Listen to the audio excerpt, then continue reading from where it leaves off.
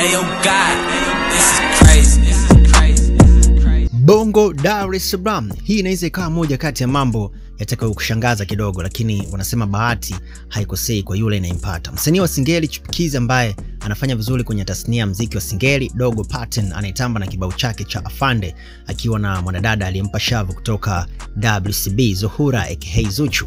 Akiendelea kufanya vizuri, Dogo Paten na kukubaliwa na washabiki kadha wa kadha, ameendelea kujiongezea sifa za muziki wake wa Singeli kila siku. Lakini story iliyoibuka na kushangaza kidogo ni kwamba Dogo Paten amefanya kukopi na kupesti baadhi ya mistari kutoka kwa msanii mwenzake D-Lack, ambaye mwanzo yeye ndo alikuwa ameshirikishwa kwenye ngoma yao iliyoitwa Umenizaa Wewe, ambayo imetungwa na msanii D-Lack. Msanii D-Lack amezungumza na kusema kwamba mistari anayoimba Dogo Paten kwenye shows mbalimbali na kwenye media za radio na TV na katika ngoma aliyoifanya na Zuchu Afande ni tayari ilikuwa ngoma ambayo walishaitoa na Dogo Paten akiwa yeye pamoja na msanii mwingine aliyeitwa Kiwanda, na walishaachia katika platforms zote za muziki duniani. Lakini pia tumeona msanii wa lebo ya Bad Nation Toto Bad Mario naye pia anataka kufanya remix na Dogo Paten nyimbo ya Umenizaa Wewe, inayosemekana kwamba ndio nyimbo ya D-Lack anadai kuwa ni ya kwake na Paten alishirikishwa tu. D-Lack ameongea na kusema kwamba yeye anaamini kwamba Dogo Paten ni msanii mkubwa sana kwa sasa. Hivyo basi ikitokea kweli msanii Mario ameamua kufanya remix ngoma hii ya Umenizaa Wewe,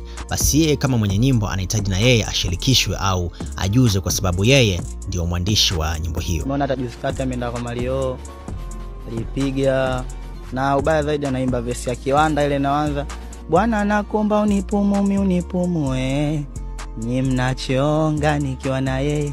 Ile ni verse ya mwanangu Kiwanda MC, naye ni mmoja wa mtu ambaye nimemshirikisha kwenye ile Umenizaa Wewe. Mimi ndo mmiliki wa nyimbo, na verse yangu mimi ambayo ya pili ndo ile sometime yes sometime no, usiponicheki na kuwa beti lo, kiwa na wengine utanumiza lo. Marekani, we go UK.